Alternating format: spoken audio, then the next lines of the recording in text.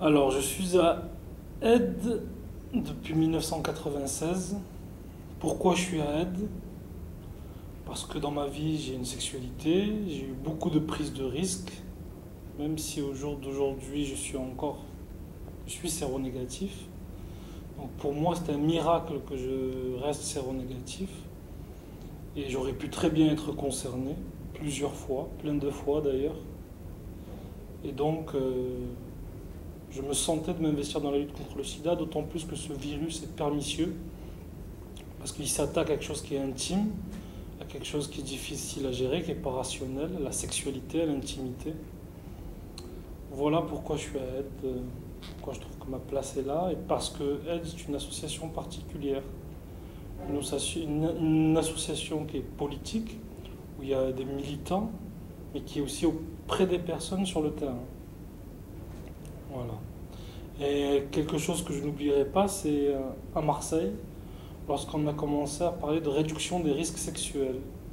Alors c'était assez étonnant, parce qu'on était sur les représentations du préservatif, du tout capote, et des personnes qui étaient revenues de San Francisco ont parlé de leur expérience, l'expérience qu'ils avaient vécue là-bas. Et c'était assez impressionnant de partir sur autre chose, partir de vraiment de ce que vivent les personnes, comment on baise les personnes, de la sexualité des personnes. Et à partir de là, apporter des réponses. Et avoir une réponse aussi, un soutien, un accompagnement. Entendre les personnes aussi qui ne mettaient pas des préservatifs ou qui avaient du mal à en mettre ou qui n'en mettaient pas tout le temps. Et ça, c'était quand même ce débat-là qu'on a eu à l'association, ce projet qui a été porté par Aide Marseille.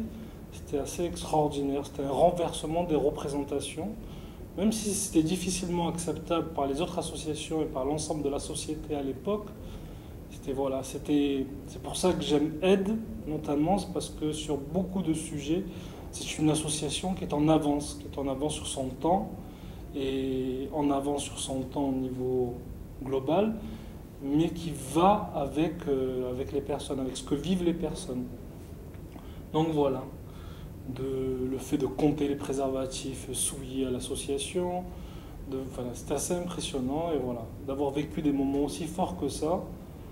Pour moi, ça a été intéressant mais fondateur aussi, parce qu'avec l'éthique de Aide, la philosophie de l'association, c'est que c'est comme une formation de vie. Voilà.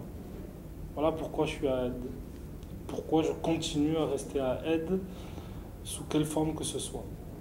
Merci. Un autre événement marquant, c'était, ça fait très longtemps, c'était en 1997. C'était la première fois que je voyais une mobilisation sur l'accès au droit à Aide d'une aussi grande envergure, d'une grande réactivité. C'était à l'époque, donc il y avait déjà Chevènement au pouvoir, pas encore, ou presque, je me souviens plus, en 97 en tout cas. En tout cas, c'était presque pendant la transition, alors début Chevènement ou fin Juppé, je ne m'en souviens plus. Mais on a une personne d'origine tunisienne qu'on a appelée Ali B, qui était en instance, qui était amenée au centre de rétention, alors que cette personne avait une famille en France, était mariée avec une Française, avait des enfants, et surtout était séropositif. Et à ce moment-là, on a été interpellé notamment par sa famille et son avocat, et toute l'association s'est mise en branle à travailler pour essayer, d'abord à faire de la communication, appeler les médias, appeler la préfecture, aller sur le port pour essayer d'empêcher l'expulsion.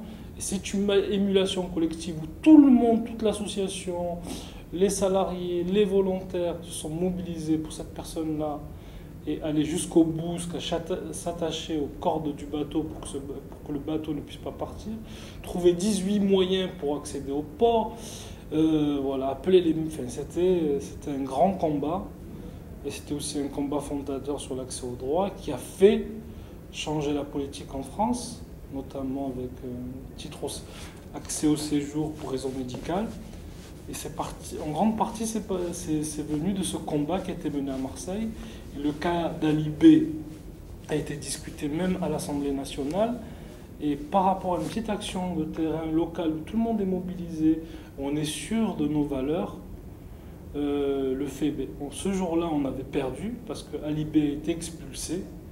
Mais avec le tabac qu'on a fait autour, Ali B a pu revenir sur le territoire français et avoir accès à un titre de séjour. C'est pour ça que ce combat a été fondateur. Voilà, aussi.